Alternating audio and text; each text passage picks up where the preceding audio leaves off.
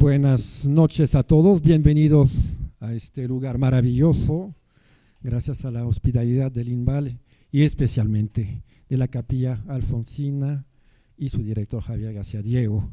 Muchas gracias por recibirnos hoy. Hoy es el segundo día de este encuentro acerca de Antonin Artaud y lo saben seguramente, pero este coloquio tiene tres partes. Ayer estuvimos en Casa de Francia, hoy tenemos el gusto de estar en la Capilla Alfonsina y el martes en la noche estaremos en el Palacio de Bellas Artes. Se debe a la publicación de un libro que el editor Eduardo Rabasa está leyendo de manera compulsiva ahorita, que vieron a la entrada. Obra selecta de Antonin Artaud, que por primera vez en lengua española van a existir 1700 páginas de la obra de Artaud.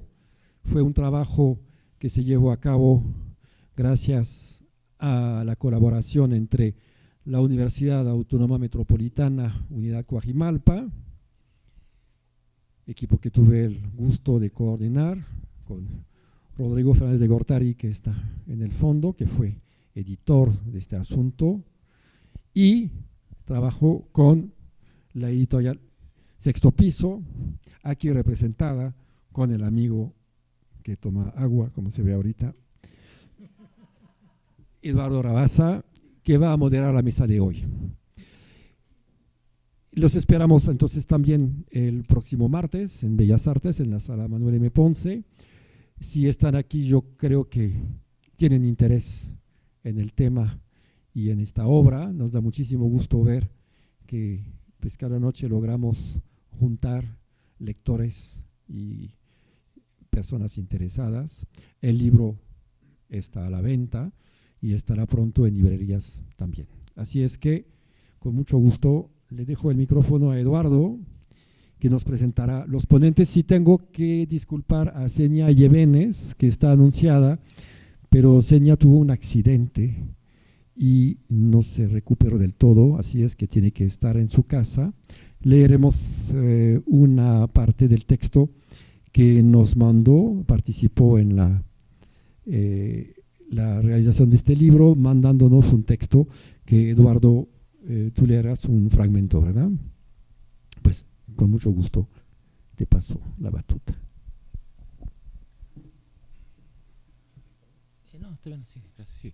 Bueno, pues muy buenas tardes, muchas gracias a todas y todos por acompañarnos, muchas gracias a Felipe y bueno, muchas gracias a Abraham y a Luigi por acompañarnos en esta mesa para hablar sobre la publicación de la obra selecta de Artaud. El tema de la mesa de hoy es la vida como obra. Este es el tema del que van a andar un poquito Luigi y Abraham. Como decía Filipe, vamos a leer un fragmento del texto de Senia, que no nos pudo acompañar, y bueno, también nada más quiero hacer una breve introducción yo también desde el punto de vista editorial, porque creo que sí es todo un acontecimiento pues editorial y literario la publicación de este primer tomo de la obra selecta de Artaud. Ha sido un trabajo literalmente de varios años de Filipe y de Rodrigo Fernández de Gortari, que también se encuentra aquí, un trabajo de traducción de Fabien Bradou, que se encuentra aquí, de Claudia Iskovich, Conrado Tostado, Adriana Romera Nieto, y la edición también, este primer tomo tiene textos de especialistas en la obra de Artaud como Eduardo Milán, Michel Camus y la propia Senia Yevenes, que como les digo no nos pudo acompañar. Entonces si quieren les leo un fragmentito del texto de Senia y ya después, bueno, quería también leer un fragmento del Pisar Nervios, ¿cómo se llama? Y para pasar a la discusión la charla con Luigi y con Abraham. Les voy a leer un fragmento del texto de Senia que habla de la visita o del impacto de la visita de Artaud de la estancia de Artaud con los tarahumaras y como de esta idea de la vuelta al origen y de la conciencia de sí, pues porque justamente uno de los temas de la obra de Artaud, que creo que se toca mucho con la mesa de hoy, era como el borramiento de la distinción entre vida y obra, entre conciencia y literatura, y bueno, creo que este fragmento de Senia lo ilustra muy bien. Dice: en 1936 viaja a México para visitar a los tarahumaras, cuya cultura caracteriza como un primitivismo mágico necesario para un retorno al origen, a las fuentes metafísicas de la existencia.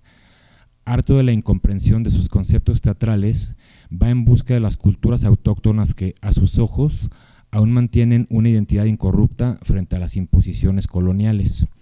Sus escritos cuentan la historia de una odisea frustrada en un paisaje mítico, alucinante, saturado de fuerzas divinas.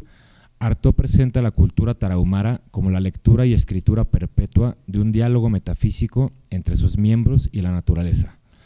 Los tarahumaras ven el paisaje y su movimiento como inscripciones, y la oposición de las fuerzas cósmicas ya reveladas en el paisaje se ve realzada por las marcas que dejan en el entorno.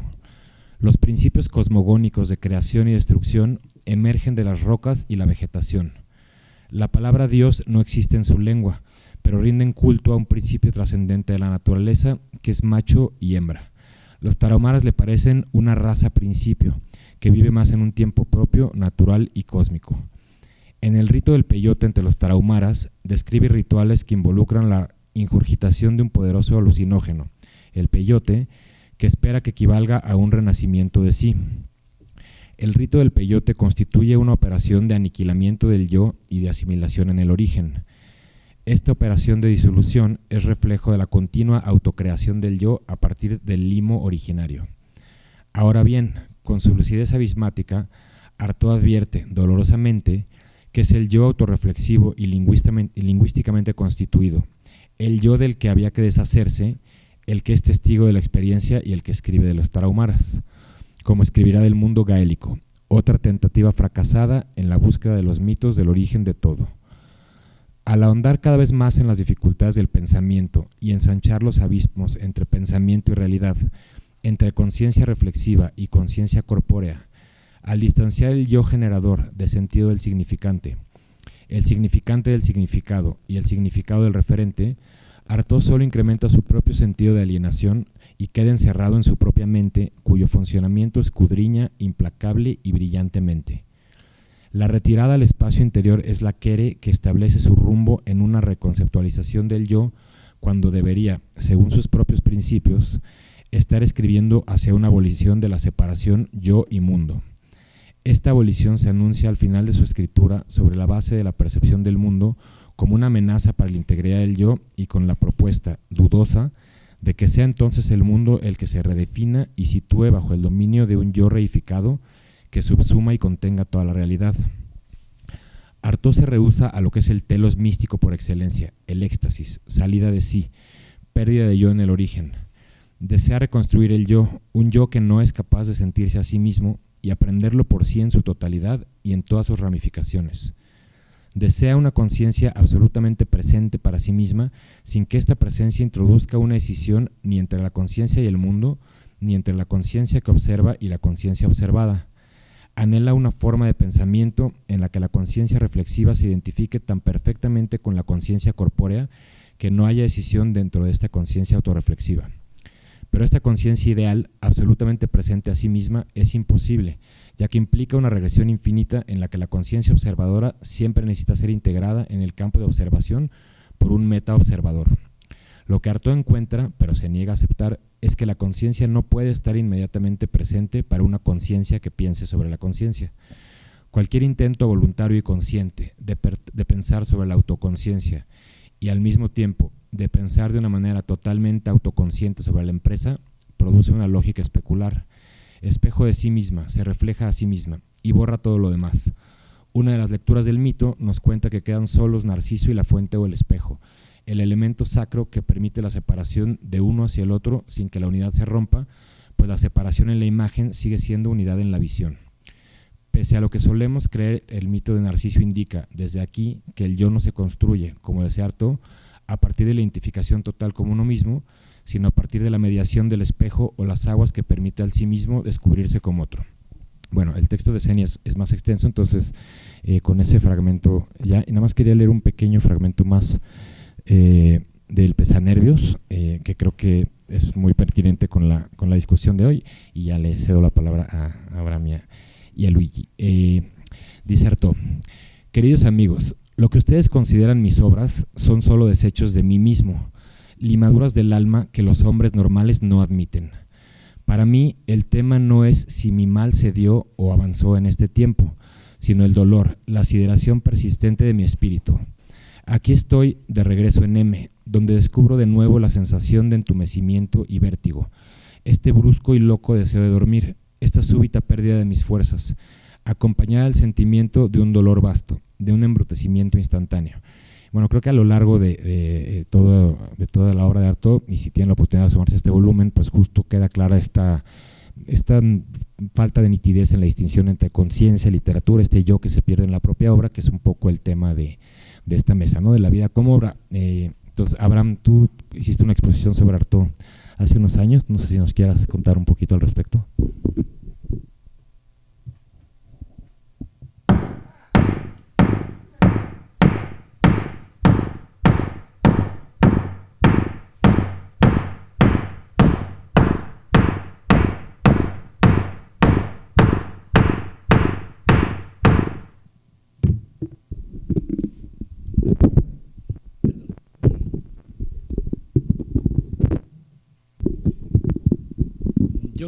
Yo soy artista, yo no soy escritor. Bueno, escribo, pero no soy escritor.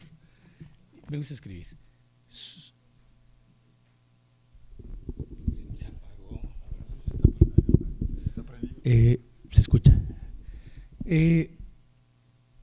Leí cuando era adolescente un librito que me encontré en la facultad cuando era estudiante, tenía 17 años. Se llamaba El ombligo de los limbos y el pesanervios, y me impresionó mucho. No entendí nada, no pretendí tampoco entender más, pero me marcó. En un párrafo decía: hablemos ahora de la descorporización de la realidad, de esa especie de ruptura aplicada, diríamos, en multiplicarse entre las cosas y el sentimiento que provocan en nuestro espíritu donde deberían estar. Esa clasificación instantánea de las cosas en células del espíritu, no tanto en su orden lógico, sino en su orden sentimental, afectivo, que ya no ocurre. Las cosas ya no tienen olor ni sexo, pero su orden lógico se rompe a veces a causa justamente de su total falta de hedor afectivo. Las palabras se pudren ante el llamado inconsciente del cerebro. Todas las palabras, en cualquier operación mental, sobre todo las que tocan los resortes más acostumbrados, donde el espíritu está más activo. La presencia de Artaud en mi mente y en mi corazón quedó por muchos años y yo no sabía qué hacer con eso.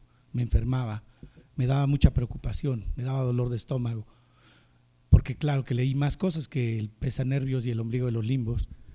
Y en 2013 hice una exposición en París, en una galería, en uno de los centros de París, en una galería comercial, y decidí explorar los lugares donde Artaud frecuentaba y donde vivió antes de venir a México y después de venir a México.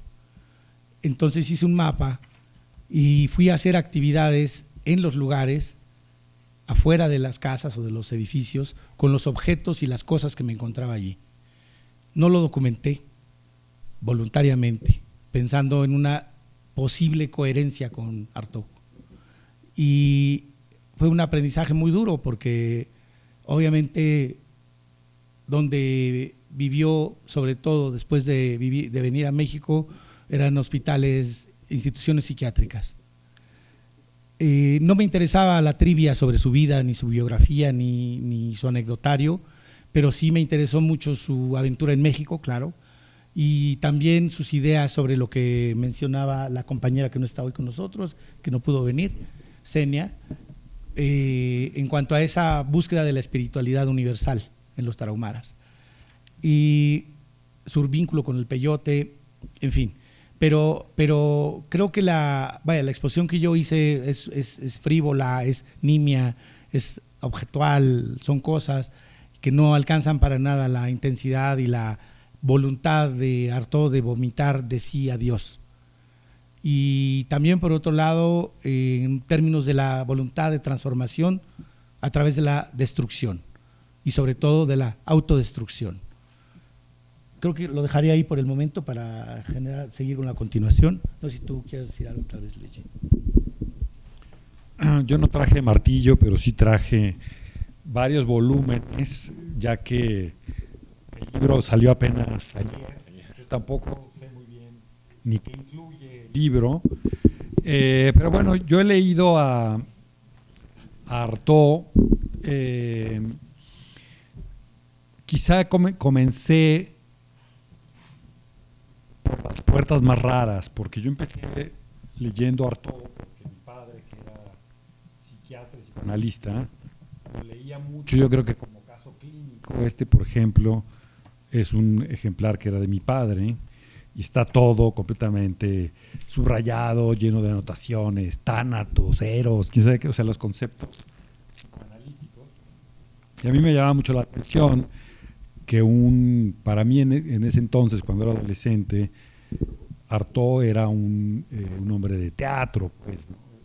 Lo imaginaba. Entonces me llamaba la atención que mi padre estuviera tan obsesionado con Artaud. Entonces me dio curiosidad, ¿no? Y luego cuando entré a estudiar filosofía, también me llamó mucho la atención que Derrida, Foucault, Deleuze, todos los filósofos franceses, digamos, que estaban de moda, tenían también sus textos sobre Artaud, ¿no? Entonces decía, bueno, ¿quién es este enigma, ¿no? que hay que leer, ¿no? Era para mí como una especie de incógnita, pero al mismo tiempo como de asignatura pendiente todo el tiempo, ¿no? Entonces así me acerqué a la obra de Artaud, y en realidad lo que más me llamó la atención no fue ni el cuerpo sin órganos, ni los conceptos más filosóficos, sino la poesía de Artaud, esa como poesía que no está claro que sea poesía, ¿no? Y como su voluntad de destruir el lenguaje, de atentar contra las palabras, contra el espíritu, contra, como decía Senia, ¿no? Como contra esa escisión que se da entre el hombre y entre la escritura y su vida, pero también en el caso de la poesía, entre la función que socialmente se acepta que debe tener un poeta y lo que luego ese poeta puede hacer, ¿no? Esa decisión que todo el tiempo él quiso suturarla, salvarla, llenarla, ¿no? Y es interesante que estemos hablando de la existencia como obra de arte, pensando en alguien que de algún modo también estaba muy separado de sí mismo, ¿no? Ayer en la mesa que tuvieron Fabián y Agustín Jiménez, se habló describiendo a Artaud, un hombre separado de sí, me acuerdo que dijo Fabián, y creo que Agustín dijo un hombre despistado de sí mismo, ¿no? Y entonces alguien que tenía a veces un abismo insalvable frente a sí mismo, vamos a hablar de él como si hubiera una cohesión con su obra y su existencia misma fuera la obra. Entonces es como paradójico, ¿no? Yo creo que esa compenetración de la existencia y la obra era en todo caso una búsqueda, ¿no? Y una búsqueda permanente y quizás hasta un problema, ¿no? Enunciado explícitamente por él, ¿no?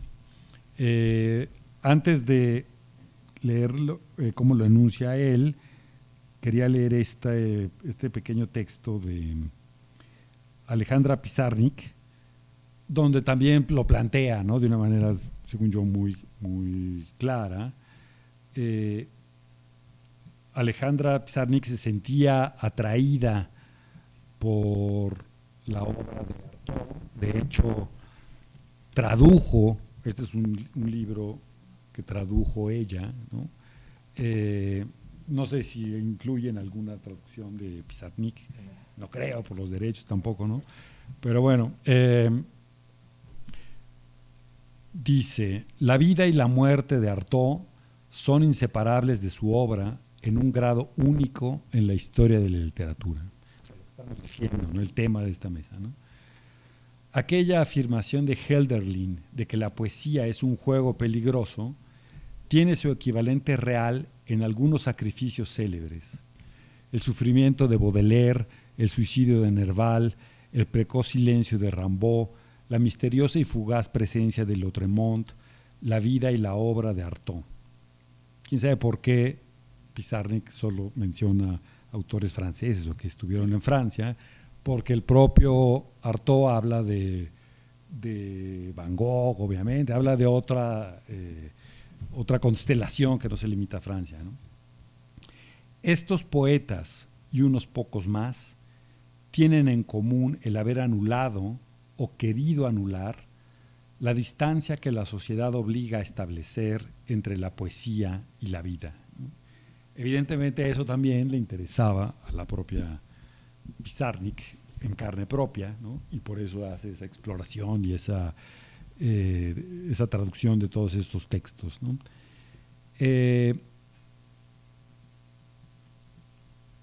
Una de las muchas maneras como lo plantea Artaud, esta es la traducción de Manjarrés, que tampoco sé si la han incluido o la consideraron mala, yo qué sé, ¿no? Pero bueno, no sé si era mala, pero fue la que yo leí, ¿no? Si otros proponen obras, yo no pretendo más que mostrar mi mente. La vida es arderse con las preguntas. Yo no concibo la obra como desligada de la vida. No me gusta la creación aislada. Tampoco concibo que mi mente esté desligada de mí mismo. Cada una de mis obras, cada uno de los planos de mí mismo, cada una de las floraciones glaciares de mi alma interior babea sobre mí. Yo me reconozco tanto en una carta escrita para explicar el encogimiento íntimo de mi ser y la capadura insensata de mi vida, como en un ensayo exterior a mí mismo que me parece una preñez indiferente de mi mente. Yo sufro de que la mente no esté en la vida y que la vida no sea la mente. Sufro de la mente órgano, de la mente traducción o de la mente intimidación de las cosas para hacerlas entrar en la mente. Bueno, sigue, ¿no? Pero lo interesante de que ya está planteando él digamos, el tema de la mesa, como diciendo, yo también dije cosas explícitamente sobre eso, es que lo plantea en clave de sufrimiento, ¿no? O sea, no es algo que él esté realizando de una manera, digamos, espontánea, sino que es una búsqueda trágica, de algún modo, ¿no? Una búsqueda trágica que, bueno, va a terminar en el manicomio, ¿no?, de algún modo, pero que creo que tiene que ver con que él sentía no solo un abismo entre la mente y lo que crea, entre el yo y la escritura, sino también entre el cuerpo, su cuerpo, y el cuerpo colectivo, ¿no? O sea, creo que esa escisión es también la decisión entre el individuo y la colectividad, que creo que está muy presente en el imaginario de Artaud. Y diría que, bueno, parte de la motivación del teatro de la crueldad, quizá una de sus propuestas más vigentes o que más influjo tuvo, ¿no?, a lo largo de la historia, ¿no? O sea, difícilmente el teatro moderno sería lo mismo si no hubieran existido esos textos del teatro y su doble de Artaud. creo que el teatro de la crueldad es una búsqueda por superar esa escisión entre el individuo y el cuerpo colectivo, de una manera quizá desmesurada. Él creía que el teatro de la crueldad iba a ser una especie de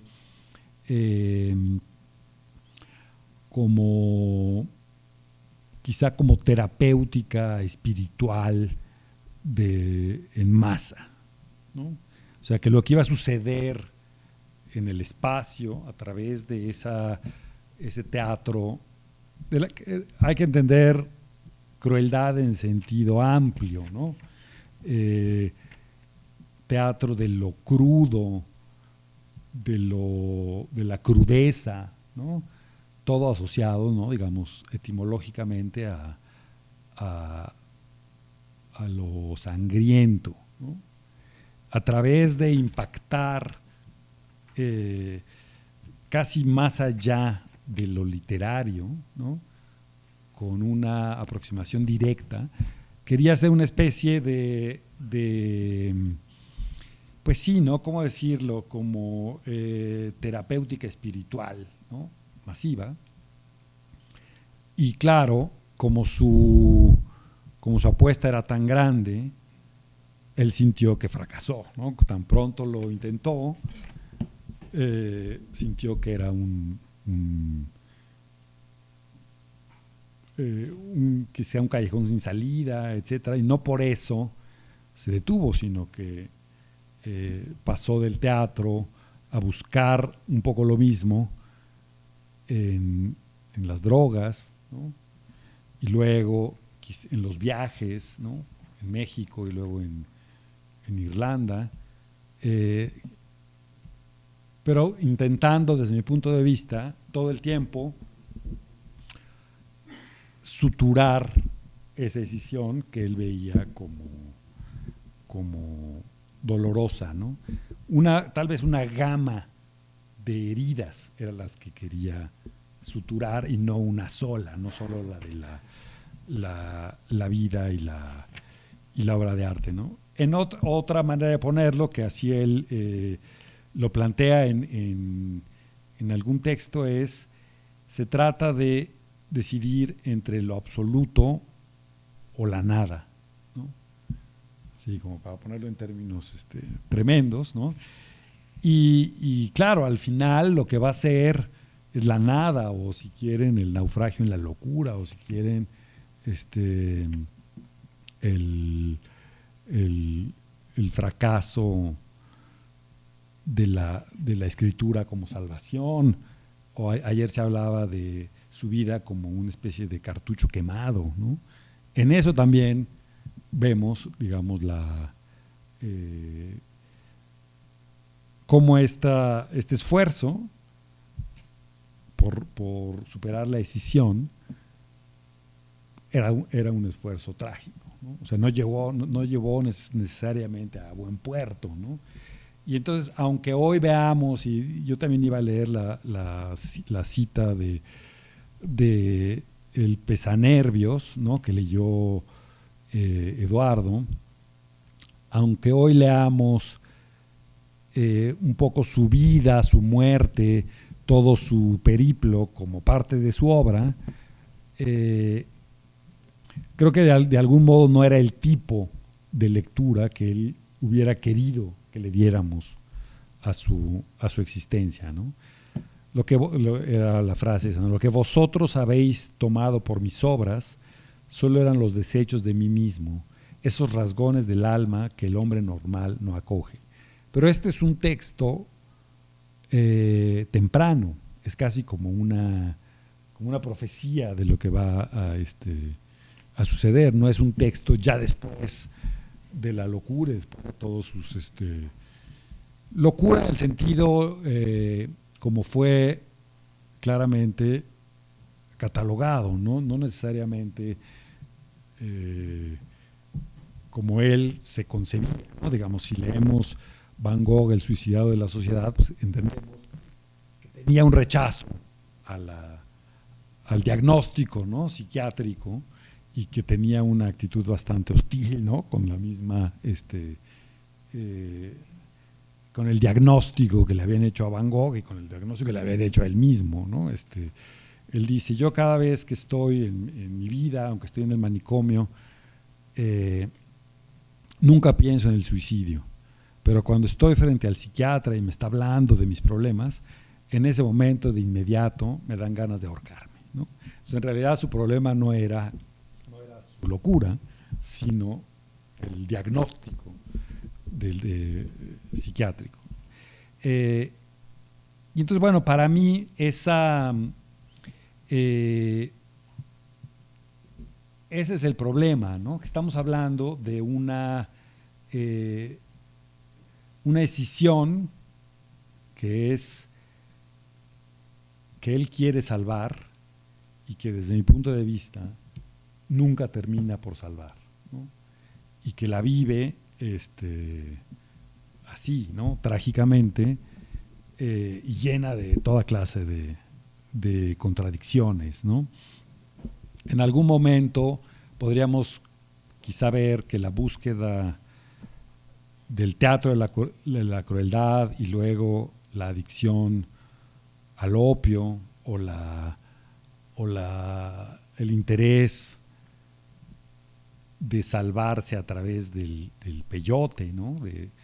De desintoxicarse de lo que era a través de una experiencia primigenia, ¿no? Con los tarahumaras, o luego con su viaje a Irlanda, digamos, todas las etapas de Artaud eran algo así como un nuevo escape en esa búsqueda. Era un nuevo intento por resolver un problema que él vivía en carne propia, ¿no? Eso es como yo lo veo de entrada, ¿no?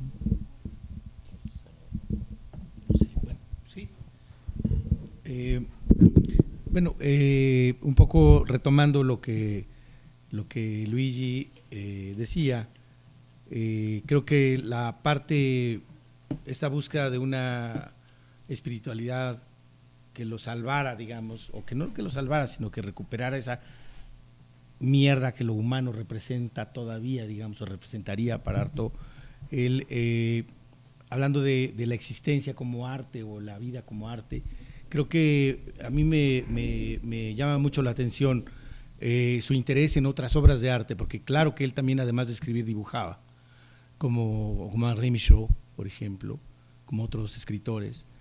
A él le interesaban otras cosas y le interesaba mucho el cine. Y yo festejo muchísimo que hayan incluido en esta selección la nota de Artaud sobre Animal Crackers, la película de los hermanos Marx, que es un completo desencuentro con lo que uno podría imaginar de Artaud. Es fantástico. Yo hablé, cuando hice mi exposición en París, en 2013, hablé con una de las personas que yo considero que conoce mejor a Artaud ahora en París. Es un filósofo joven, se llama Alexandre Costanzo, y con él hablábamos de la genealogía de Artaud, de Nietzsche, lo tengo acá anotado, Michaud también, Spinoza, pero hablábamos también de estas, casi podríamos decir, parafilias de Artaud, como por qué le gustaba tanto los hermanos Marx, que pareciera una profunda contradicción. Y creo que hay algo interesante en su perspectiva que también parece perfectamente improbable, que es el humor. En cuanto a lo sagrado, a Dios, a la teología, a las religiones, él encontraba como una tabla de salvación, tal vez, el humor. Voy a leer un poquito del texto de su notita, que es una nota muy corta sobre Animal Crackers, que traduciría literalmente como galletas de animalitos, de los hermanos Marx. La primera película de los Marx Brothers que vimos aquí, Animal Crackers, me pareció, y así la consideró todo el mundo, una cosa extraordinaria, como la liberación, por medio de la pantalla, de una magia particular que los vínculos acostumbrados de las palabras y de las imágenes no revelan habitualmente. Y si hay un estado característico un grado poético, distinto del espíritu que pueda llamar surrealismo. Animal Crackers participa en él por completo. Es difícil decir en qué consiste esta especie de magia. En todo caso, es tal vez algo que no es específicamente cinematográfico, pero que tampoco pertenece al teatro, y de los cuales solo ciertos poemas son surrealistas logrados. Si lo fuera, podría darnos una idea. La calidad poética de una película como Animal Crackers podría responder a la definición del humor, si esa palabra no hubiera perdido desde hace mucho tiempo su sentido de liberación integral, de ruptura de toda realidad en el espíritu. Para comprender la originalidad potente, total, definitiva, absoluta, no exagero, simplemente intento definir, y pues ni modo si me dejo llevar por el entusiasmo, de una película como Animal Crackers, y por momentos, en todo caso en toda la parte final como Monkey Business, habría que agregar al humor la noción de algo preocupante y trágico, de una fatalidad, ni feliz ni infeliz, sino difícil de formular, que se cuela detrás de este como la revelación de una enfermedad atroz en un perfil de una belleza absoluta. Perdón. Creo que esa es una de las cosas que me llaman muy poderosamente la atención de Artaud. Me sigue pareciendo un enigma. He visto la película muchas veces. Claro, me río estúpidamente como uno se ríe con esas películas de los hermanos Marx, porque creo que justamente ahí es donde Artaud tiene razón. Lo lleva uno a su parte menos racional o menos lógica, y sin embargo abunda en la narrativa de la película un texto, no es un subtexto, es un texto frontal y declaradamente anticolonial. Eso me encanta, y creo que por ahí tiene una vigencia brutal, no solamente la nota de Artaud, sino también los hermanos Marx. Otra cosa que me fascina y me encanta de Artaud es su apasionamiento por una pintura, una pequeña obra de arte que está todavía en el Museo del Louvre en París, que se atribuía a un pintor flamenco, y ahora descubrieron que no era quien creían que era, que se llama Lot y sus hijas. Es una pintura de este tamañito que describe el mito, justamente, la historia bíblica, quise decir, en donde se ve en los planos narrativos de la pintura del Renacimiento, es decir, lo que está más lejos es lo que pasó hace más tiempo, y lo que está más al frente es lo que pasó hace menos tiempo. Entonces pasan simultáneamente muchas cosas en el mismo plano, que eso es muy divertido de estas pinturas que están en todo el Renacimiento. Sí es una pintura flamenca, pero no sabemos quién es el autor. Y para quien no conozca la historia o el relato de Lot y sus hijas, es una historia de desobediencia de lo divino. Hay ¿cómo se dice? Determinación divina, en donde dice, haz esto porque aquí se acaba lo otro, y si no lo haces, te va a cargar el pintor. Alguien desobedece y pasa lo que tiene que pasar. Después de eso hay un terror horripilante a que la humanidad deje de existir, y entonces sucede algo perfectamente inmoral desde la lógica de la religión. Al parecer Artaud iba a ver esta pintura por lo menos una vez a la semana. Eso es lo que dice también el mito urbano. A lo mejor iba una vez al año, a lo mejor iba algunas veces, o fue una vez. Pero creo que tiene todo el sentido. Si les da curiosidad, búsquenla, está fácil de googlear, Lot y sus hijas. Hay muchas pinturas, muchas versiones, pero busquen la versión del Louvre. Y claro, se ve el mundo acabándose, hay una erupción de un volcán, un barco hundiéndose en la ciudad. Claro, son ciudades, es Sodoma y Gomorra, que se están incendiando, la gente que le está llevando el carajo, y una familia, un hombre, una mujer y dos hijas que en el camino ven todo lo que hay que ver y experimentan todo lo que probablemente dentro del espíritu religioso de ninguna o de todas las religiones debería pasarle a nadie. Y pasa. Se ponen bien borrachos, bien borrachas, la mujer desobedece. ¿Por qué? Tal vez porque es mujer. Eso es una cosa completamente incomprensible, pero esa es la historia bíblica. Hay una estatua de sal, hay todo lo que pareciera innombrable, está en ese pequeño cuadrito que viene de la Biblia. Y le encantaba Artaud. Yo fui a verla muchas veces también en París, me encanta. Y le hice un bailecito, el que hace el comandante o el capitán Spaulding de Animal Crackers, que es Groucho Marx, que hace una cosa como así. La voy a hacer.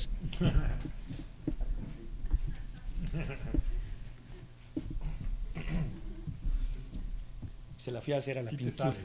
Más o menos, aprendí, ensayé. Pero eso hace el capitán Spaulding en Animal Crackers, y yo lo fui a hacer en festejo de Artaud enfrente de esa pinturita flamenca. Bueno, déjame decir nada más rápido que lo quería decir, pero ahora que lo comenta Abraham, sobre este lado humorístico en Artaud, que claro, en apariencia hay que rascarle, ¿no?, para encontrarlo, pero yo ahora que estuve releyendo cosas y leyendo nuevos textos que yo no había conocido antes, me descubrí riéndome, o por lo menos sonriendo, ¿no? Que tal vez era quizá una de las lecturas posibles que él proponía, ¿no? Digamos, terminar una conferencia con aullidos o entregarse a la glosolalia no necesariamente tiene un significado existencial serio, ¿no? Probablemente también se estaba pitorreando de una serie de cosas, ¿no? Entonces, por ejemplo, iba a leer esto, también para hablar luego un poco sobre el tipo de poesía, que es un párrafo muy conocido, ¿no?, del Pesanervios, pero yo lo leía y decía, aquí es, además de blasfemo, iconoclasta, mal portado, etcétera, también se está burlando, ¿no? Y entonces yo me reía, ¿no?, de su manera de ponerlo, ¿no? Toda la escritura es suciedad. Las personas que salen de la vaguedad para tratar de determinar lo que sea de lo que ocurre en su pensamiento son unas puercas. Toda la gente literaria es puerca, y la de esta época especialmente. Todos aquellos que tienen mojones en el espíritu, quiero decir, en un cierto lado de la cabeza, en lugares bien localizados de su cerebro, todos aquellos que son dueños de su lengua, todos aquellos para quienes las palabras tienen un sentido, todos aquellos para quienes existen alturas en el alma y corrientes en el pensamiento, aquellos que son espíritu de la época y que han clasificado esas corrientes de pensamiento. Pienso en sus tareas precisas y en ese chirrido de autómata que entrega a todos los vientos su espíritu. Son unos puercos. Aquellos para quienes ciertas palabras tienen un sentido y ciertas maneras de ser. Aquellos que hacen cumplidos también. Aquellos para quienes hay clases en los sentimientos y discuten sobre un grado cualquiera de sus ridículas clasificaciones. Los que creen aún en términos. Aquellos que agitan ideologías que se han instalado en la época. Aquellos cuyas mujeres hablan también, igualmente esas mujeres que hablan también y que hablan de las corrientes de la época. Aquellos que aún creen en una orientación del espíritu. Aquellos que siguen sendas, que agitan nombres, que hacen gritar las páginas de los libros. Estos son los puercos peores. Bueno, y sigue, ¿no? O sea, Entonces, bueno, yo iba leyendo eso, releyendo, y me venían a la mente como personajes literarios mexicanos y muy específicos en cada nombre. O sea, bueno, no sé, por ejemplo, aquellos que hacen cumplidos también. Bueno, hay escritores que han hecho su carrera haciendo cumplidos, ¿no? Todo, no lo han publicado ustedes, o sea que no te preocupes. Pero me llamó la atención sobre todo esta frase: las personas que salen de la vaguedad para tratar de determinar lo que sea de lo de lo que ocurre en su pensamiento son unos puercos. Entonces, bueno, yo me identifiqué y dije, pues entonces yo soy un puerco, porque yo he intentado salir de la vaguedad para tratar de determinar lo que pienso, ¿no? Entonces, si para Artaud esto era censurable o asqueroso, ¿sí? Entonces, ¿cómo concebía él la escritura, ¿no? Y entonces, digamos, leyendo a otros autores y leyendo más de sus cosas, me empecé a dar cuenta de que en él no habría esta traducción, ¿no? O esta búsqueda de salir de la vaguedad y de precisar en palabras, sino que más bien habría una especie así como de relatoría de la geografía de los nervios, ¿no? O sea, una especie como de transcripción de sus estados mentales, ¿no? Quién sabe si una transcripción fidedigna, como es una especie de sismógrafo del alma, ¿no? Y entonces, bueno, claro, una escritura concebida así se vuelve muy diferente de la escritura, por lo menos que yo practico, que me he acostumbrado a leer, ¿no? De ahí quizá también la extrañeza y la casi imposibilidad de ubicar la poesía de Artaud como poesía, ¿no? La propia Alejandra Pizarnik dice: la poesía de Artaud no tiene casi nada en común con la poesía clasificada y definida. Los poemas de su último periodo son una suerte de milagro fonético que se renueva sin cesar. Y el prologuista anónimo de Antonin Artaud, El Momo y otros poemas, también lo dice de una manera muy curiosa, ¿no? Dice: si su poesía no es poesía, entonces ya no existe la poesía. Pero si es poesía, entonces ya nunca se volverá a escribir poesía, como si Artaud no hubiera existido. No es poesía, pero entonces no hay otra poesía. O sea, sí nos lleva como a un límite de lo que entendemos por poesía, ¿no? En este rechazo, ¿no? Digamos, a la traducción del pensamiento en escritura, ¿no? No sabemos si es inmediatez o qué, ¿no? Pero esta relatoría de la geografía de los nervios nos lleva a otro sentido en el que podemos hablar de que está intentando salvar esa escisión, ¿no? Y claro, también obvio, pues su cercanía con el surrealismo, con la escritura automática, probablemente viene también de allí, ¿no? Le parece puerco que intentemos precisar las palabras, porque él estaba en otra concepción donde justo había que no precisar nada, sino dejar que brotara como tenía que brotar, como estaba sucediendo realmente en la psique.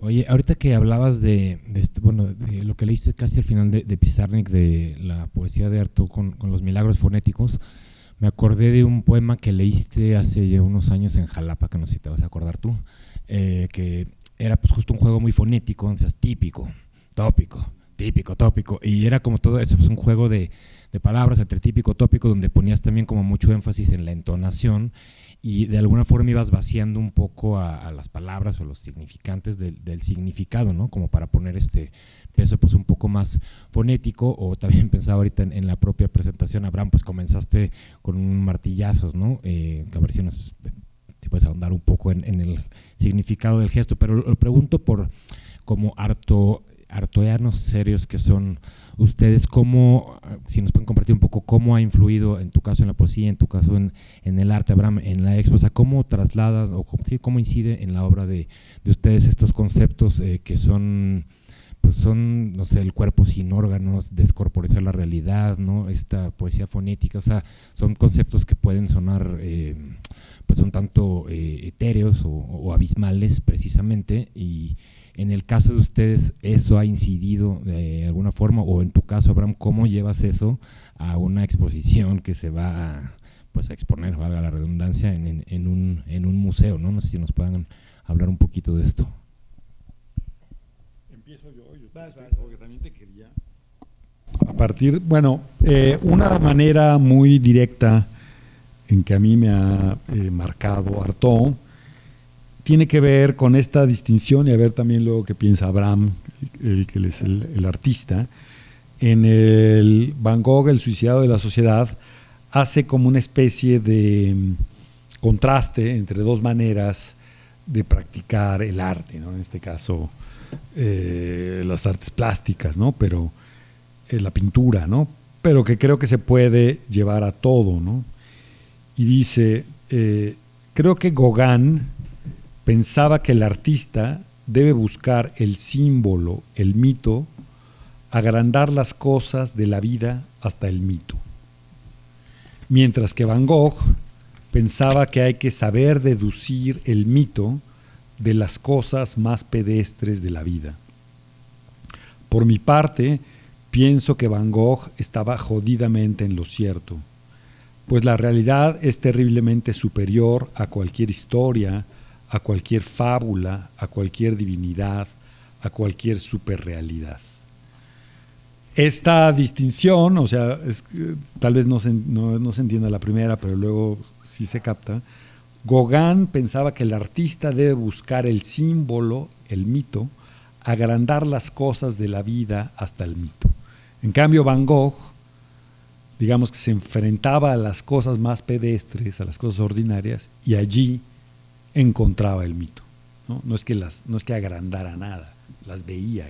Y bueno, para mí, en mi propia poética, eso es un poco lo que he buscado, ¿no? Leer las cosas ordinarias, incluso los objetos comunes, los actos cotidianos, y entenderlos en lo que son, por lo que tienen quizá de profundo y de que nos hablan de lo que somos o del sentido de la vida en la tierra o lo que sea, pero siempre atendiendo a esa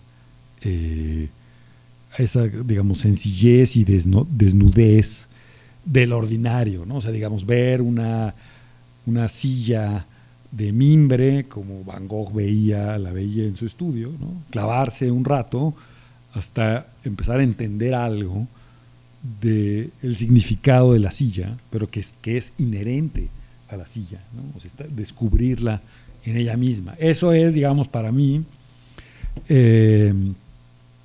pues digamos, el influjo que yo más siento en mi obra, de la manera como Artaud se enfrentaba, ¿no? Digamos, a la escritura, ¿no? También hay este gusto que dices por la glosolalia, por el detalle sonoro, ¿no? Por el poema que de repente deja de significar, etcétera. Lo que pasa es que en general, sobre todo en México, no te publican eso, ¿no? Entonces, pues ahí están como en un rincón de mi obra, pero claro que también es una búsqueda interesante. Bueno, creo que es una pregunta bien complicada y hasta cierto punto, tratando de llevar la congruencia o la coherencia con lo que estamos diciendo, es cruel. ¿De qué manera transformas o le das forma a esta referencia o a esta influencia posible de Artaud y de cualquier otra presencia del arte, de la literatura, del cine, de la música en una escultura, por ejemplo? Pues es complicadísimo, ¿no? Eso nos explica de alguna manera, ¿no? Pero lo voy a llevar a un territorio, va a ser un periplo un poco estúpido, pero creo que tiene sentido. Y si no, pues creo que también tiene sentido. Tengo un amigo, curador portugués, que militaba con los anarquistas en Portugal, y de repente empezó a tener una serie de comportamientos que lo llamaron radical, y lo sacaron de la organización por radical. Los anarquistas lo sacaron por radical. Y me hizo recordar a Nina Simone, que la expulsaron también un poco de las Panteras Negras, del movimiento negro, por radical. Ya no la invitaban, o sea, el doctor King, el doctor Martin Luther King decía, por favor ya no inviten a esta señora porque se pone, ya ven cómo se pone. Y entonces creo que Artaud entra en ese territorio en todos los sentidos, y para mí esa sería la referencia en cuanto a mi trabajo. Es decir, creo que Luigi lo dijo muy bien, no aceptar el diagnóstico, no aceptar la institucionalidad, pero sin embargo tenemos que pertenecer a ella de una manera u otra. Solamente en el uso del lenguaje pertenecemos, solamente en el hecho de estar aquí sentados pertenecemos, y esa es nuestra radicalidad hoy día. De otra manera no existimos, somos marginales, y eso es ser héroe. Yo no quiero ser ningún héroe. Hay algo interesante en Artaud en afirmar haber perdido la vida y que busca por todos los medios encontrar su lugar. Creo que eso tiene que ver un poco lo que leíste, lo que acabas de decir, Luigi, también de en la oposición a Gauguin con Van Gogh, buscar lo simbólico, buscar lo que tenemos que manifestar de una manera radical en lo nimio, en lo estúpido, en lo ineficiente. Ese es lo radical. Y yo lo he intentado toda mi vida, claro que no he logrado. Toda mi obra está hecha con lo que mucha gente considera basura, y es mentira. Yo solamente estoy buscando esa radicalidad. Yo no hago mi obra con basura, y soy un artista. Por lo tanto, no soy marginal, existo como tal. Hago exposiciones en museos, en galerías, publico, hago catálogos, escribo canciones. Vaya, existo como tal. Tengo una visibilidad que se llama artista, como la tuvo Artaud también. Y Artaud tenía un diagnóstico, claro, por supuesto. Y hablando de la existencia como obra de arte, es complicadísimo, porque es aceptar esa glosolalia sin diagnóstico, aceptar que es posible que eso se llame arte. Y por eso el martillo, porque es un metrónomo de nuestra demencia. Yo también he tenido la fortuna de trabajar con colegas más jóvenes en escuelas de arte por muchos años, más de 30 años, y siempre les planteaba un reto imposible y cruel, como la pregunta de Edu, que es: vamos a tratar de hacer una obra no sobre el delirio, sino una obra delirante. Vamos a tratar de hacer una obra punk, no sobre el punk. No hay manera de hacerlo si no es delirando, es decir, balbuceando, babeando literalmente, siendo estúpidos. Eso es hacer una obra delirante. Y esa es mi voluntad, y lo intento, se los prometo. No estoy mamando, estoy diciendo algo que creo que es mi voluntad. Y claro, va de por medio una serie de topes, como decimos aquí, ¿no? Obstáculos que tienen que ver con lo institucional, pero que de todas maneras tenemos que lidiar con ellos, como publicar un libro. Y de veras que yo festejo hoy que la UAM y Sexto Piso publiquen este libro, que tiene que ser un libro delirante, y leerlo babeando. Creo que hay algo también que a lo mejor un poco como un remate, que no quiere ser moralín ni mucho menos, pero que sí me interesa en Artaud, una voluntad política curiosamente contradictoria con su generación, con los surrealistas, que lo expulsaron, como a mi amigo Joao Fernández de los anarquistas y a Nina Simón de los Panteras Negras. Artaud lo echaron del grupo surrealista por no querer ser comunista o afiliarse o militar. Y esto no es un mito, no es un relato urbano, no es un mito urbano. Y creo que por ahí hay mucho en no querer ser panfletario, pero sin embargo seguir siendo profundamente políticos. Esto es posible. Voy a leer un pedacito que creo que sería el lugar más común de una aproximación a Artaud, de sus textos sobre el peyote y los tarahumaras, que tiene todo este sentido en cuanto a lo político y tiene toda la vigencia.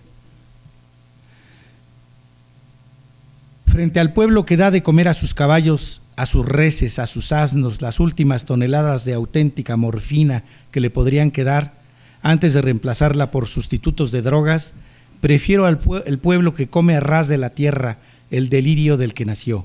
Me refiero a los tarahumaras, que comen su peyote del suelo mismo cuando nace, y que mata al sol para instalar el reino de la noche negra y revienta a la cruz para que los espacios del espacio no puedan volverse a encontrar ni cruzarse. Así van a escuchar ustedes la danza del tutuguri. Si esto no es político, yo tampoco soy punk. Bueno, yo iba a decir que también el influjo de un artista o de un poeta o en la obra también sucede por vías muy subterráneas y no claras, ¿no? Es difícil uno mismo reconocer, mira, me influyó de este modo, ¿no? Porque uno no sabe, ¿no? de cómo está operando, ¿no? Pero un poco sobre el delirio, que es también como quizá una aspiración. A mí siempre me ha encantado la palabra debrayar, ¿no? Que no sabemos muy bien. Aquí está gente francesa, parece que viene del francés, ¿no? Pero no sabemos muy bien. Pero ya se vuelve una palabra muy mexicana, ¿no? A mí siempre me ha interesado que en los textos haya una sensación de debraye, ¿no? que colinda con el delirio, ¿no? Y eso yo creo que también es algo de haber leído Artaud, ¿no? Sentir que de repente el sentido se te está yendo y aún así es fascinante seguirlo leyendo, ¿no? Ahora mi madre ha estado enferma, entonces ya un poco se le va el avión y le he estado leyendo cosas, ¿no? En voz alta, le gusta, y le he leído, no sé, cosas súper serias, normales, ¿no? Y en general como que no reacciona, ¿no? Y como un acto punk le estuve leyendo, sobre todo para acabar de una vez con el juicio de Dios, partes así de la mierda y la fecalidad, etcétera, y respondía, ese está bien, ¿no? Es un genio, ¿no? ¿Quién es ese que me estás leyendo? No, es Artaud, mamá, que no sé qué. Y esto sí, de algún modo conectaba con su estado mental, ¿no?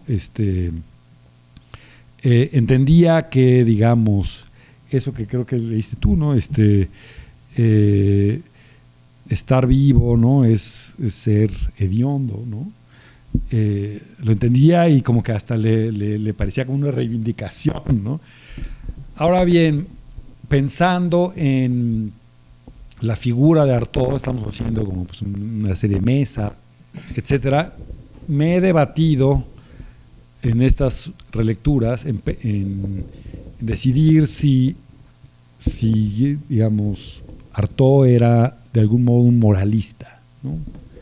Y que quería, con su ejemplo, de algún modo darnos una lección, ¿no? Existencial, de un poco de lo que estamos hablando, ¿no? A través de su vida, ¿no? No diríamos, por ejemplo, que Mallarmé fuera un moralista, ¿no? Pero quizá poder, ¿sí? Y entonces, ¿cuál sería el mensaje que quería darnos Artaud, digamos, en su postura frente al surrealismo, por ejemplo, ¿no? Que primero hace quizá los textos surrealistas más impresionantes, ¿no? Algunos de los números de las revistas surrealistas los escribía prácticamente enteros y era, etcétera, y luego plantarse y decirles que no, de una manera también muy radical, contundente.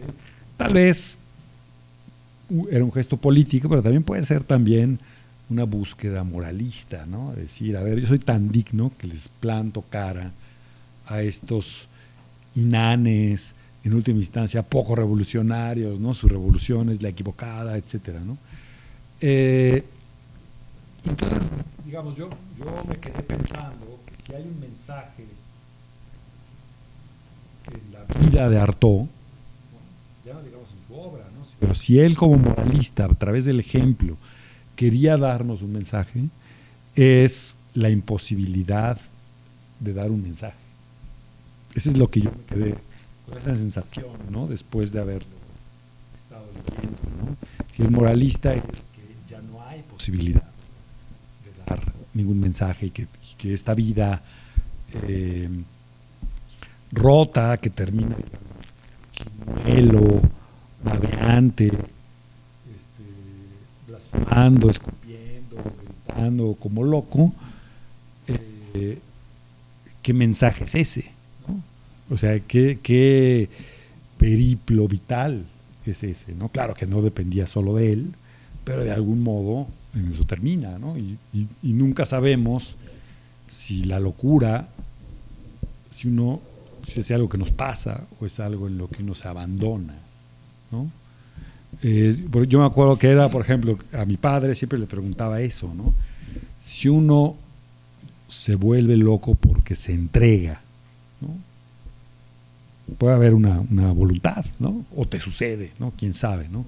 Pero yo diría eso, ¿no? La imposibilidad del mensaje es lo que yo sentí que podíamos ver al final en la vida, ¿no? De Artaud.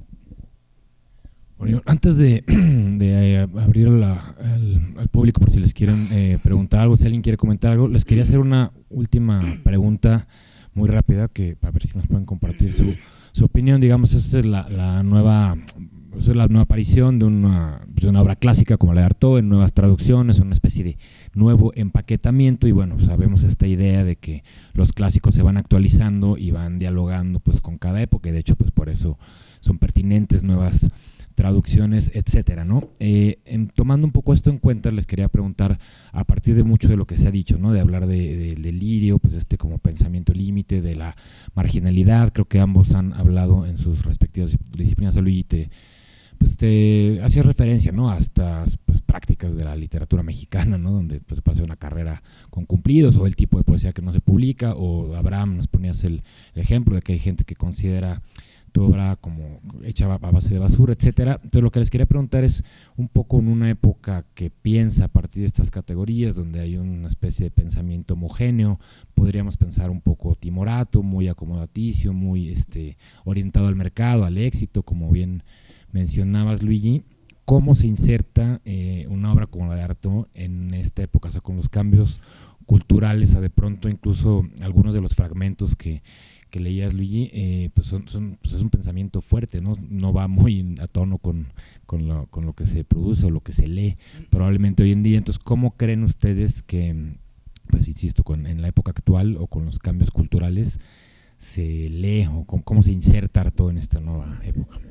Bueno, hace no mucho hubo una exposición en el Museo Tamayo, yo creo que fue 2018 tal vez, o 2017 si no me equivoco, con curaduría de Manuel Sirauqui, que es alguien que conoce muy bien Artaud, y explorando un poco, dialogando con él y con otros artistas, digamos eso, justamente un poco escudriñando la vigencia, o qué tan vivo está Artaud y por qué la necesidad de hacer una exposición alrededor de su obra, más que alrededor de él.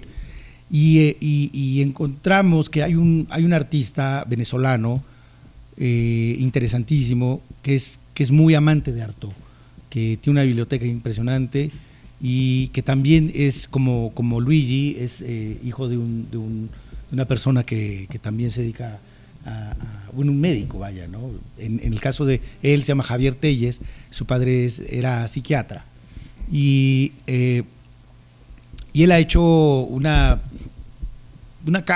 buena serie de obras que gravitan alrededor de la obra de Artaud, que no es sobre Artaud otra vez, es un poco apropiándose, encarnando a Artaud, y hizo una película increíble a partir de un texto que escribió Artaud sobre el descubrimiento de América, o de Colón en América, y para ello, vamos a decir, contrató, por decirlo de una manera protocolaria, a una serie de personas que no eran actores, sino eran personas que vivían en instituciones psiquiátricas. Entonces, utilizando el guión como materia prima, sucedió una serie de diálogos que construyeron el producto final, que es una película que se mostró en la Documenta 13, que es la Documenta es una exposición muy importante en el mundo, en Kassel, en Alemania, y pues fue muy controvertido porque todo el mundo decía, qué porquería de película. Pero al final, claro que tenía todo el sentido. Hay una escena donde una persona va al hospital psiquiátrico y le fuma de cadenita por el vidrio. Hay un hoyito en el vidrio de la ventana del hospital y le pasa el humo, le fuma y le pasa el humo a través de la ventana. Y son dos personas que tienen diagnósticos y que por lo tanto están en la institución, no como el doctor, no como el médico, sino como pacientes. Y así todas las soluciones y las posibles formas que tomó la obra como tal, que es una película, se decidieron en comandita con los actores y las actrices, y quien hace de Colón y quien hace de etcétera, todo es, yo creo que es lo más vigente que he visto en mucho tiempo.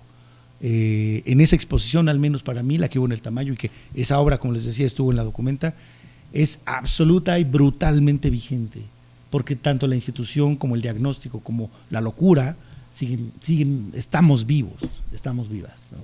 Por ahí creo que hay muchísimas personas y artistas, escritores también, claro, músicos, hay un grupo de rock que se llama Artaud, no me acuerdo de dónde son, pero se llama, Artaud, y en fin, creo que no es una cosa como del pasado, según yo, para nada.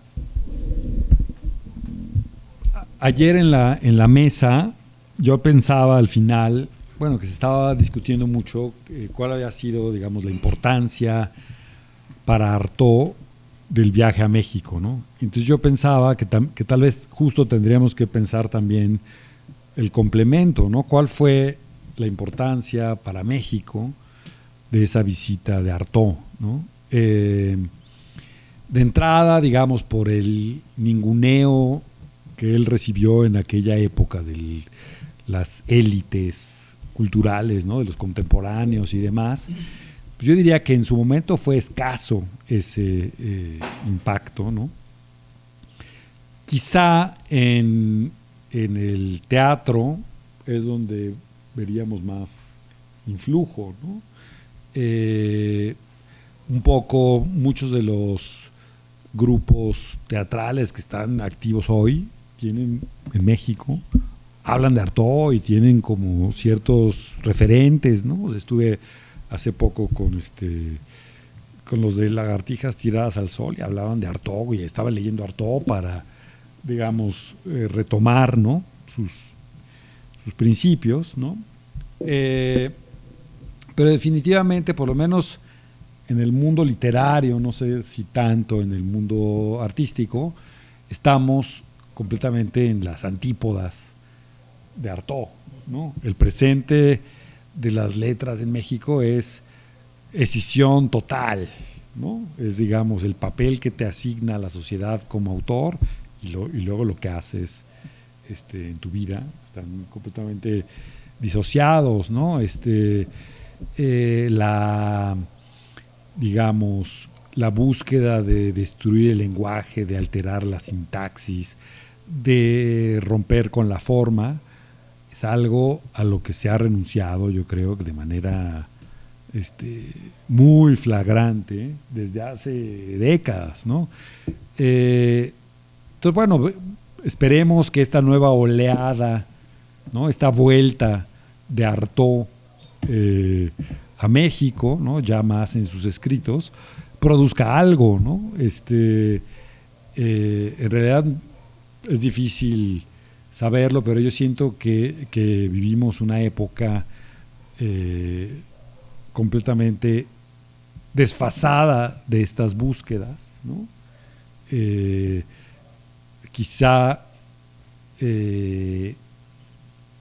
ya irreversible, ¿no? O sea, digamos, ha llegado a tal punto la manera en cómo estamos concibiendo la literatura y el arte en las épocas actuales, que probablemente estas búsquedas hayan quedado muy atrás, ¿no? Así como de una época mítica, ¿no? Hubo una vez que existió Artaud y se planteó esto y buscó esto, así como ya en otra dimensión de la realidad, ¿no?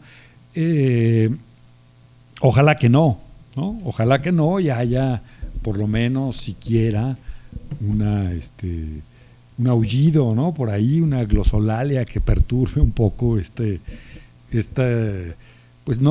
cuadrícula sonriente, ¿no? De Instagram, en lo que se ha convertido el arte en México. No sé si alguien quisiera comentar algo o preguntarle algo a Luigi o a Abraham.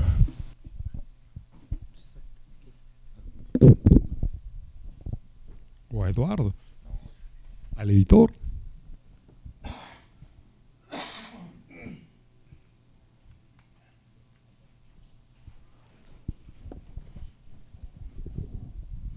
Ayer se cuestionó un poco por qué los que son jóvenes, somos jóvenes, sentimos interés por Artaud. Simplemente es la ignorancia. Yo no tengo una lectura de él realmente muy específica, profunda de la obra, y esa era más o menos la respuesta con respecto a la pregunta de ayer de uno de los participantes del público que cuestionó nuestra presencia, ¿no? Y me pareció como un poco provocador hasta cierto punto también, a punto de vista de la mesa, en una parte como ligada a un pensamiento académico, hiperracional, fundamentado en antropología, y otras visiones que tienen que ver con la figura de Artaud, un poco más superficial, un poco más su vida, no tanto la obra, sino las cuestiones físicas, ese cuerpo, su viaje a México desde el punto de vista más literal, por así decirlo, ¿no? Y ahora que se menciona que está esta cuestión de el delirio, la posición de la creación frente a determinados patrones culturales que nos impone la institución, pues yo creo que también con toda autoridad, ya que no se tiene una visión clara de lo que representa Artaud actualmente, es un buen momento para leerlo, para estudiar, para escucharlo, sentir sus palabras a través de las traducciones que se prepararon en el primer tomo, y posterior a ello ver qué resuena, qué tenemos en común, o incluso en qué podemos diferenciar oficios, quehaceres, inquietudes, diagnósticos, demás. Lo que me sorprendió mucho de la plática de ayer y la conferencia, de lo que hemos visto el día de hoy, es como tomar personal la obra de Artaud, proyectarnos en él.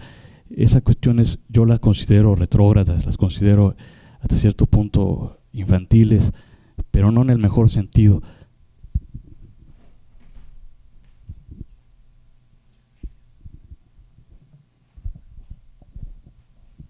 No sé si era como una pregunta, pero pues digamos, yo creo que un poco el espíritu de hacer esta recopilación tan amplia de textos de Artaud, van a ser, pues no sé, como cuántas, como 1800 páginas por ahí, ¿no? Más de 2000 páginas de Artaud, ¿no?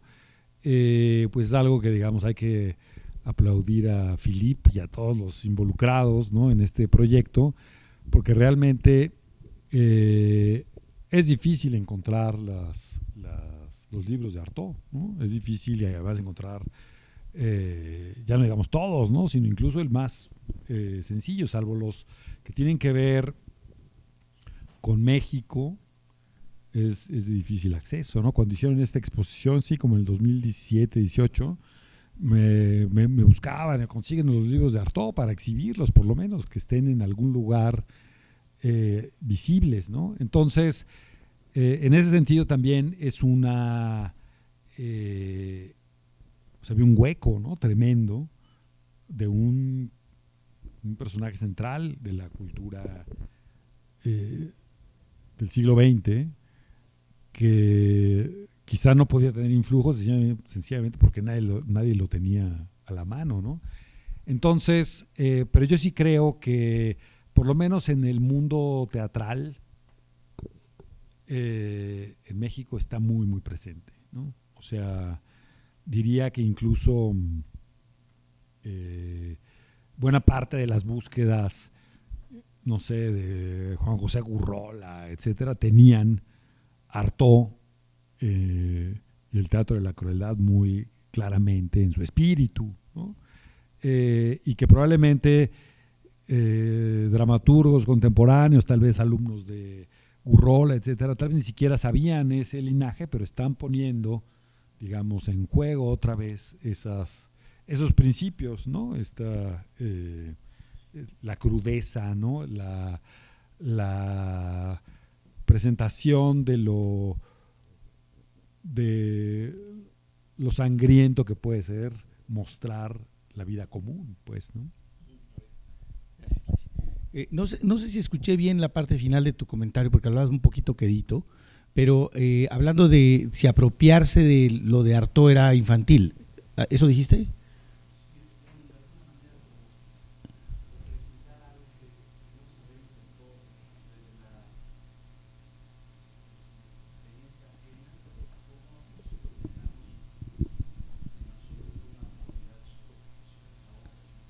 Claro.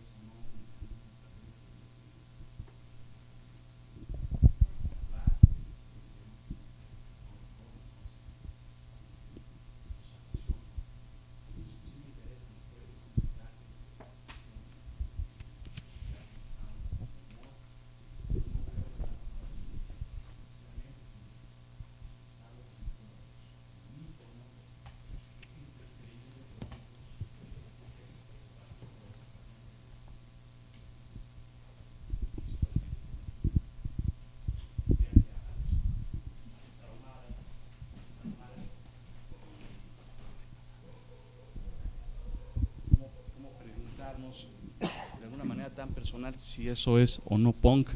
A mí me generó como una especie de escozor. Dije, ¿por qué es punk o no es punk? No importa si es punk, no importa si se amolda a nuestros gustos, a nuestras preferencias o a nuestras ideologías. Lo que importa es que eso es arte, eso es transgresión, eso es valiente, eso es hasta cierto punto anti-arte también, ¿no? No convencional, sobre todo el texto también de los puercos, o de esa connotación de puercos, los que mencionaron en el poema Luigi también, me suena muy dada, me suena muy absurdo, pero al final de cuentas es como una visión hasta cierto punto muy nómada, muy neutra sobre su posición que tiene en el poema Artaud, nada racional, nada meditado, al contrario, impulsivo, bastante generoso en ese sentido, como dejar todo a la deriva y dejar suceder la situación. Sí, no, en realidad era nada más una pregunta sobre si habías usado el término infantil, y que porque creo que parece que se usa como despectivamente, y que creo que justamente de lo que hablaba Artaud era apelar a la posibilidad de hablar el lenguaje de los niños, o hablar como los niños, un lenguaje que solamente ellos entienden, contradictoriamente a lo que parece ser que significa la apropiación del lenguaje en la infancia, que es un acto humano. Los niños se apropian del lenguaje para poder pertenecer, y eso es lo más infantil que existe, y eso es lo que creo que hacemos cotidianamente. Y yo apelaría en todo caso, pues sí, efectivamente, yo soy una persona bien infantil. ¿Sí? Gracias. Iba un poco en el sentido del joven que acaba de hablar, porque se me hace que es un poco un error hablar de influencia, ¿no? Yo preferiría la palabra presencia, es decir, ¿en qué nos obliga a pensar, a actuar? ¿Cuáles son los límites a los que nos empuja? Y no tenemos por qué reproducir una supuesta línea acto en nuestras actividades o de escritura o de artista, ¿no? Y pretender ser seguidores de acto en este sentido se me hace vano, ¿no? En cambio, hablar de la presencia, y por eso yo creo que el libro o los 2 volúmenes van a ser muy útiles, es porque va a traer esa presencia y estos cuestionamientos. No tenemos por qué escoger las mismas soluciones que él, pero al menos que nos haga pensar sería el gran éxito de este libro, y por lo tanto yo creo que sí, todos lo traemos presente de alguna manera, aunque no compartamos, ¿no? Yo vi la exposición del Tamayo, no entendí qué pretendías con los martillazos, ¿no? Yo no lo entendí. Ahora a lo mejor soy boucher, ¿no? Como se dice en francés, pero se me hacen gestos, o eso de fingir el delirio, tratar de reproducirlo, de mimarlo si uno no delira, se me hace una estafa intelectual esto, ¿no? Bueno, es mi punto de vista. No sé si tú quieres decir, pero bueno, creo que tampoco, o sea, es como muy amplio, ¿no? Las posibilidades de retomar Artaud a un autor, ¿no? Una manera es verlo, como dices, a través de su presencia, su figura, ¿no? Que yo decía, bueno, su mensaje es la imposibilidad de dar un mensaje, o sea, ¿qué podemos leer ahí, ¿no? Convertirnos en cartuchos quemados y terminar sin dientes y diciendo incoherencias. Bueno, quién sabe si ese es un ejemplo a seguir, ¿no? Pero creo que también hay planteamientos estéticos puntuales que sí, pues, se pueden de algún modo atender, ¿no? Y buscar. Y también, más allá del planteamiento estético, también puede ser como una especie de talante o actitud frente a la actividad artística, ¿no? O sea, en ese sentido, creo que es más allá de una presencia, es casi como una especie de afinidad, simpatía, ¿no? O sea, digamos, ¿por qué Pizarnik lo traduce, ¿no? No es simplemente porque le interese como presencia, ¿no? Sino porque siente una cercanía más allá de lo meramente literario, ¿no? Es algo vital, ¿no? Profundo, una hermandad, ¿no?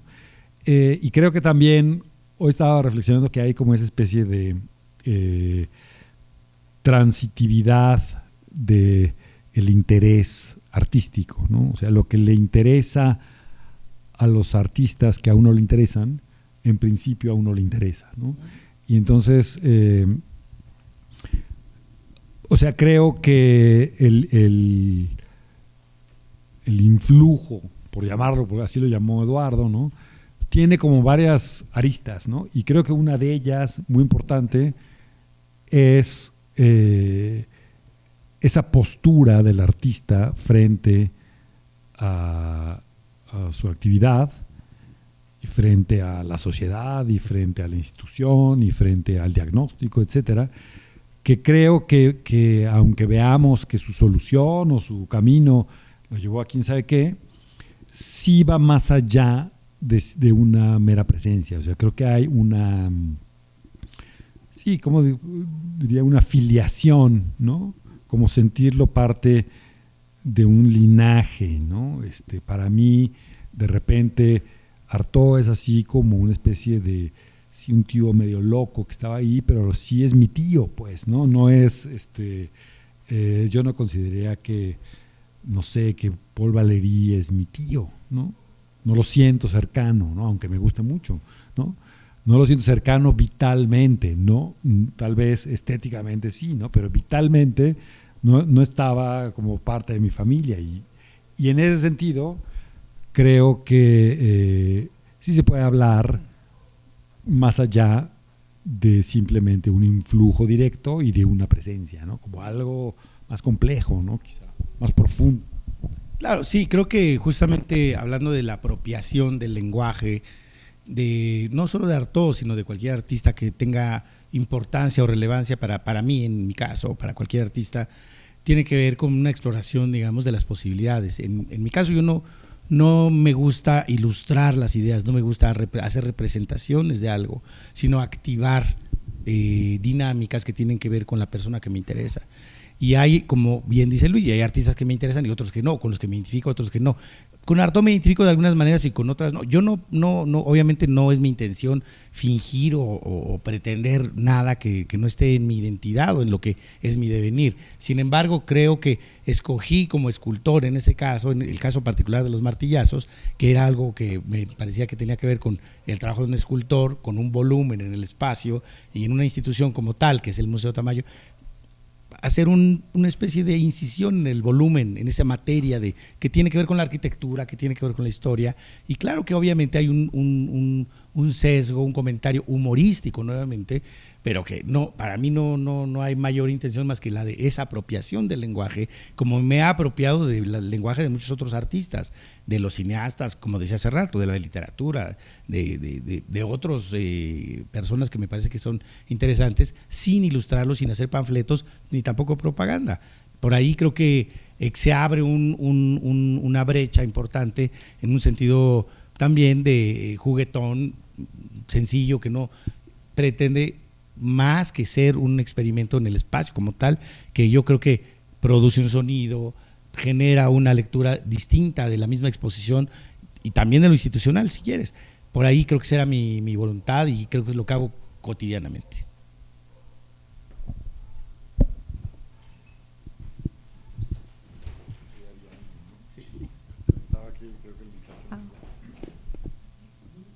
Gracias.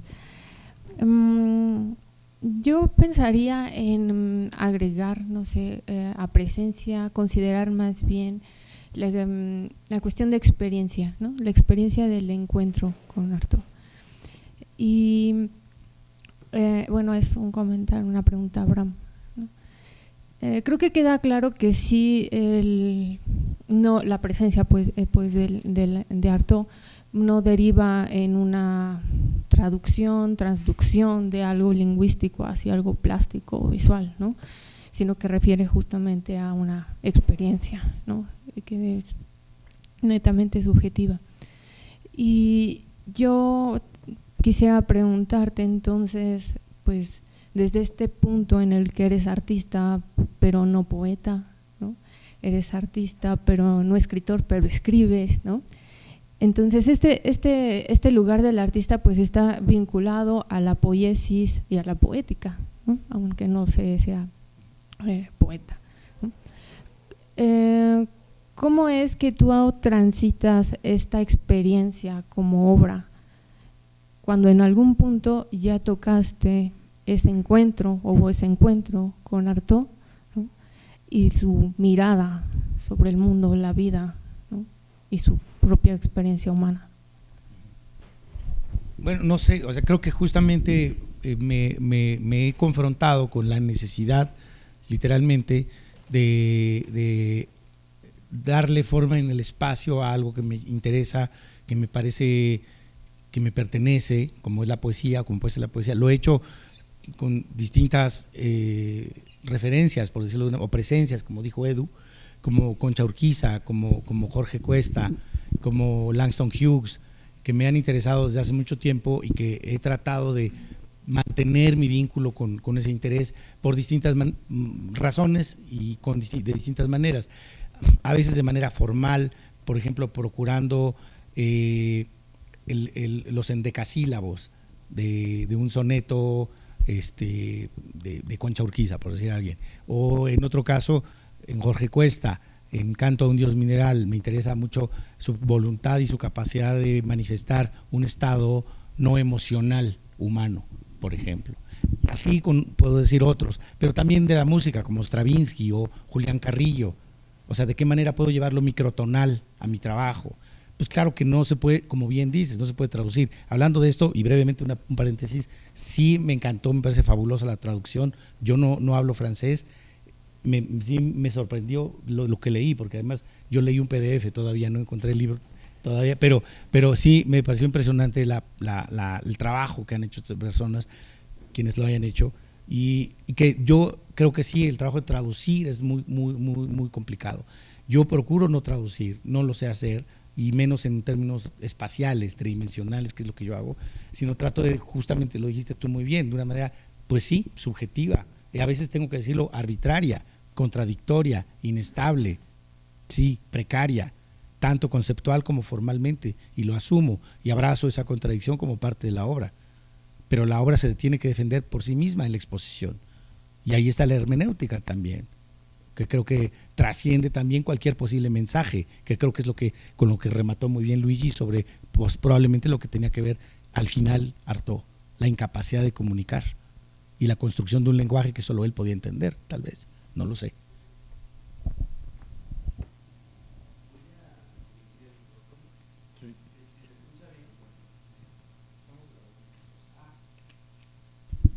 Bueno, no, lo digo porque me genera como, hay algo ahí como en la oralidad que rebota, que bueno, que me hace pensar de manera diferente, ¿no?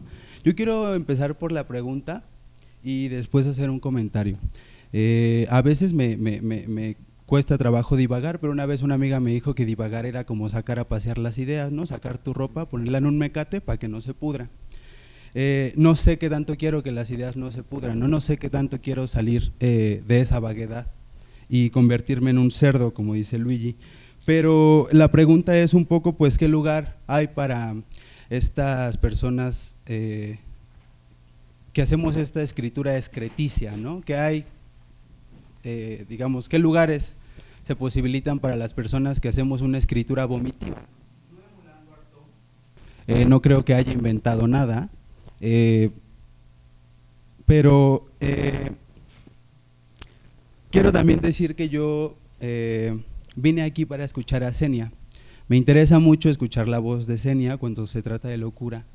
Me parece, pues bueno, desafortunado no haber podido contar con su participación. Sin embargo, bueno, estoy leyendo su libro de Indicios Visionarios. Xenia es mi maestra, es la primera persona con la que tomé una clase de filosofía. Y ella empieza Indicios Visionarios citando a Ozzy Osbourne y dice que la modernidad se define por la presencia. En ese sentido quisiera tal vez no partir de la presencia y invocar una ausencia.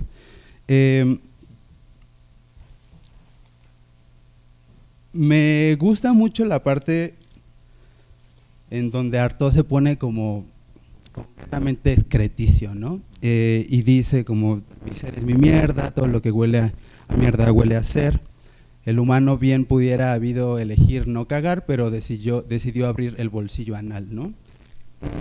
Y retomo otra vez la pregunta, ¿no? Para las personas que hacemos una escritura excreticia, no emulativa o no mimética de Artaud, pero que sí es una escritura que de alguna manera, y un poco contestando a la pregunta, ¿no? Y tal vez como contraargumentando un poco lo que contestaba Luigi, yo creo que esos espacios intelectuales no se quedaron atrás, ¿no? Y hace poco yo, para venir a esta sesión, me puse a ver unos videos. En realidad no tenía ningún contacto con él. La primera persona que me presentó fue Ileana Diegues, otra maestra.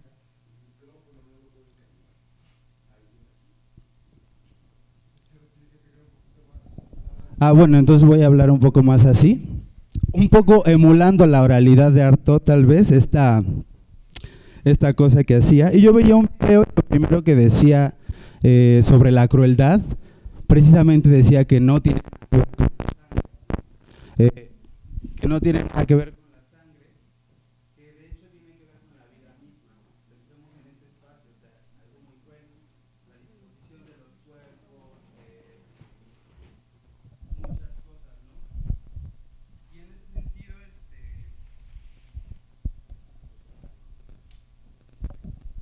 es que ven, pasan cosas con el micrófono, o sea, no es mame. Un poco la pregunta era esa, ¿no? Ya como pues para soltar este micrófono, pues qué lugares hay verdaderamente para esa escritura excreticia, pero no la escritura excreticia que habla en tercera persona sobre quien escribe excréticamente, ¿no? Sino sobre la mierda que produce una mierda, ¿no? Sobre esa escisión que se rompe entre el cuerpo que produce la mierda y la mierda en sí misma, ¿no? Yo siento que no hay espacios para, al menos en la literatura, yo siento que no hay espacios todavía para eso, ¿no? Y en ese sentido, bueno, esa es la pregunta, ¿no? Yo creo que no hay espacios, pero si hay una posibilidad, ¿cuál creerían que es ese espacio?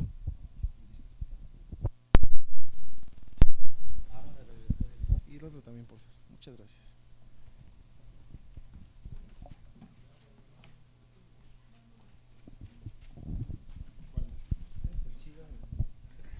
Bueno, en primer lugar, con respecto a la sangre, evidentemente no es que sea literal, ¿no? No es que sobre el escenario tenga que correr baños de sangre, no es lo cruel, lo crudo, la crudeza, remite a eso, ¿no? Algo palpitante, algo vivo, algo que tiene que ver con la sangre, pero no al estilo gore, ¿no? O sea, no es literal, ¿no?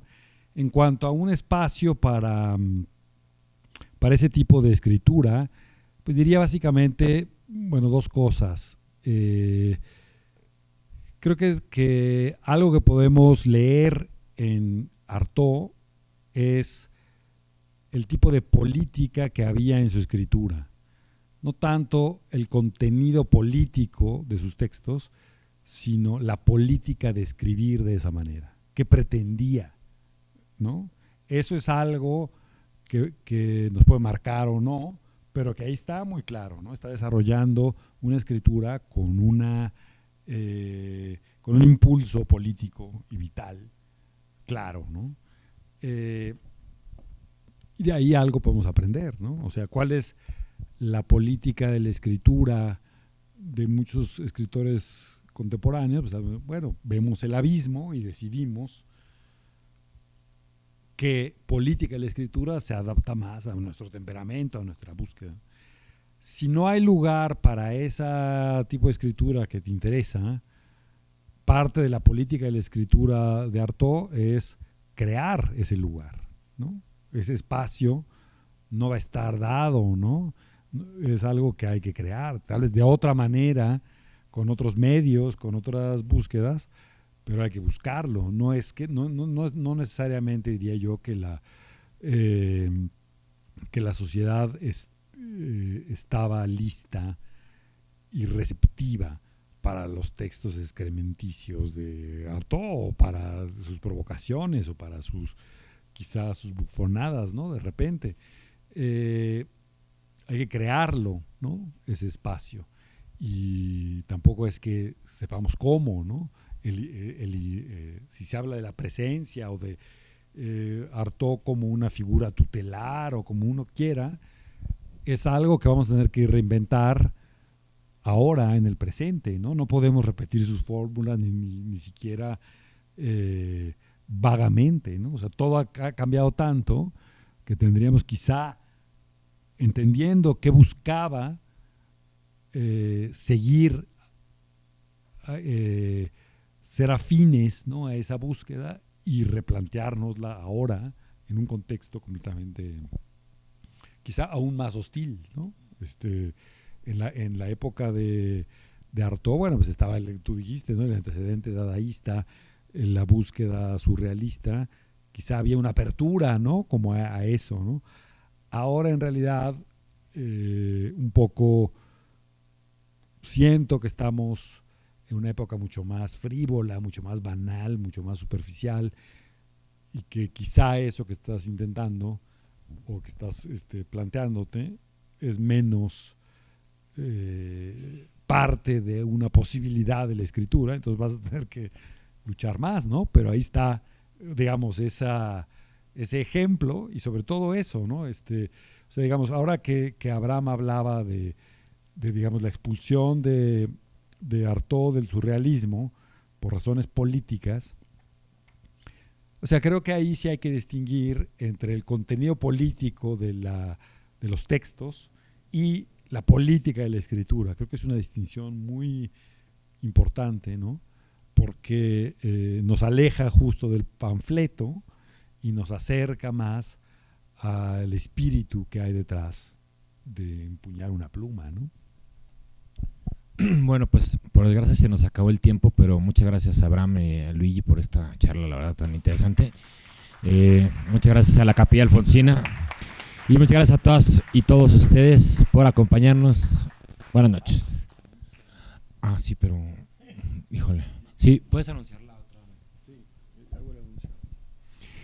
Sí, como lo dije al principio, los esperamos el próximo martes a las 7 en el Palacio de Bellas Artes para la tercera y última mesa de este encuentro Anton Artaud. Traigan a sus vecinos, sus amigos, sus familias, en fin, vengan todos para este último sobre escritura y sufrimiento.